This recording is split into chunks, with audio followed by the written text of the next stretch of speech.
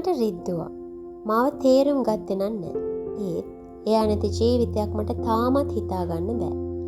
ඒක ඇත්තටම ආදරේද? නැත්නම් ඉමෝෂනල් ඇටැච්මන්ට් එකක්ද? මේ දෙක පෙනුමෙන් සමාන වුණත් සයිකොලොජි අනුව ලොකු වෙනසක් තියෙනවා. ඉතින් ඔබත් මේ වන විටත් යම්කිසි සම්බන්ධතාවයක ඉන්න කෙනෙක් නම් ඔයාටත් හිතන්න අවස්ථාව ලැබෙනවා. ඔයා විඳින්නේ ඔයා කරන්නේ ආදරයක්ද නැත්නම් මේ තියෙන්නේ ඉමෝෂනල් ඇටැච්මන්ට් එකක්ද කියලා. මං හිතන්නේ ඒක දැනගත්තොත් ඔයාට වඩා ජීවිතය ගෙනියන්න පහසුවක් වේවි. ඉතින් අද මේ වීඩියෝවෙන් මම ගෙනෙන්න බලාපොරොත්තු වෙන්නේ ආදරය සහ ඉමෝෂනල් ඇටැච්මන්ට් කියන දෙක අතර තියෙන වෙනස අඳුනගන්නේ කොහොමද කියලයි. පළවෙනි වෙනස. ආදරය නිදහස දෙනවා, ඇටැච්මන්ට් එක බය ඇති කරනවා. සැබෑ ආදරයකදී ඔබට ඔබම වෙන්න පුළුවන්. ඔබට හුස්ම ගන්න ඉඩ තියෙනවා. ඔබට නිදහස තියෙනවා. හැබැයි ඉමෝෂනල් ඇටැච්මන්ට් එකදී හැම වෙලේම එක බයක් ඔයාට තියෙනවා. ඒ තමයි එයා මාව දාලයයිද? එයා වෙන කෙනෙක් හොයාගනීද? මේ බය ඔබව නිතරම වෙහෙසට පත් කරනවා. දෙවෙනි වෙනස. ආදරය පිළිගන්නවා, ඇටැච්මන්ට් එක වෙනස් කරන්න හදනවා. ආදරය කියන්නේ කෙනෙක්ගේ අඩුපාඩු තේරුම් අරන් ඒ අඩුපාඩු තිබියදී එයාට ගෞරවයෙන් සලකන එකයි. හැබැයි ඇටැච්මන්ට් එකදී එයා වෙනස් වුණොත් විතරයි මට සතුටු වෙන්න පුළුවන් කියන බලාපොරොත්තුව හැම වෙලේම තියෙනවා. ඒ කියන්නේ ඔයාට පිළිගැනීමක් ලැබෙන්නේ ඔයා ඒ වෙනස ඇති කරගත්තොත් පමණයි. සයිකොලොජි කියන්නේ අපිට කෙනෙක්ව වෙනස් කරන්න බෑ. වෙනස් වෙන්න ඕන නම් ඒක කරන්න ඕනේ එයාගෙන්ම ඒ තීරණය එන්න ඕනේ. තුන්වෙනි වෙනස. ආදරය සතුට බෙදා ගන්නවා. ඇටැච්මන්ට් එක සතුට ඉල්ලනවා. සැබෑ ආදරයේදී ඔබේ සතුට සම්පූර්ණයෙන්ම එක කෙනෙක් මත රඳා පවතින්නේ නැහැ. ඒ කියන්නේ එක පුද්ගලයෙක් මත නෙමෙයි ඔයා ඩිපෙන්ඩ් වෙන්නේ. හැබැයි ඇටැච්මන්ට් එකදී එයා නැත්නම් මට සතුටක් නැහැ. එයා මැසේජ් නොකළොත් මගේ දවසම ඉවරයි. එයා මාව දාලා ගියොත් මම මැරෙයි. මෙතනින් පේන්නේ ඔබ ආදරයට වඩා යම්කිසි පුද්ගලයෙක් මත යැපෙන්න පුරුදු වෙලා කියලා. ඒක තමයි ලොකුම අඳුන ගන්න අවස්ථාව ඔබ ඉන්නේ ඉමෝෂනල් ඇටැච්මන්ට් එක කියලා. හතරවෙනි වෙනස.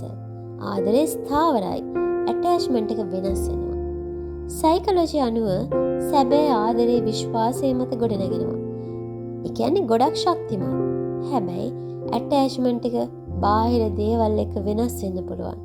එයා රිප්ලයි කළොත් සතුටුයි නැත්නම් දුකයි. එයා ඔයාව පිළිගත්තොත් සතුටුයි නැත්නම් දුකයි. මේ වගේ උච්චාවචනය නිතරම සිද්ධ වෙනවා.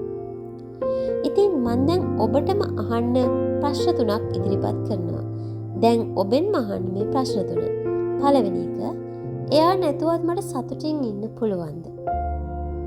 දෙවෙනි ප්‍රශ්නේ, මම එයාට ගෞරව කරනවද නැත්නම් එයාව අයිති කරගන්න හදනවද? තුන්වෙනි ප්‍රශ්නේ, මම ආදරය කරනවද නැත්නම් තනිකමෙන් බේරෙන්න එයාව අල්ලගෙන ඉන්නවද? මේ ප්‍රශ්න වලට ඔයාගේ හදවතින්ම ලැබෙන උත්තර ටික බැලුවොත් ඔයාට ඔයාගේ සම්බන්ධතාවය මොකක්ද කියලා හරියටම තේරුම් ගන්න පුළුවන් වේවි. ඉතින් ආදරය සහ ඉමෝෂනල් ඇටැච්මන්ට් එක වගේ පේන්න පුළුවන්. හැබැයි මේ දෙක වෙනස්. ආදරය ඔබ නිදහස් කරනවා, ඇටැච්මන්ට් එක ඔබව බියෙන් ජීවත් කරනවා, සමහර විට ඔබව සිර කරනවා. මතක තියාගන්න, සැබෑ ආදරය කියන්නේ කෙනෙක් නැති වුණොත් ඔබේ ජීවිතය එතනින් අවසන් වෙනවා කියන එක නෙවෙයි. සැබෑ ආදරය කියන්නේ දෙන්නම එකට වර්ධනය වෙන, එකිනෙකට ගෞරව කරන බැඳීමක්. ඉතින් ඔබේ හිතටත් ඒ වගේ ආදරයක් ලබන්න අනිවාර්යයෙන්ම සුදුසුයි. මං හිතන්නේ මේ කරුණ ටික ඔයාලට ගොඩක් වැදගත් වෙයි. ඔයාගේ සම්බන්ධතාවයේ සැබෑ ස්වරූපය අඳුනගන්න.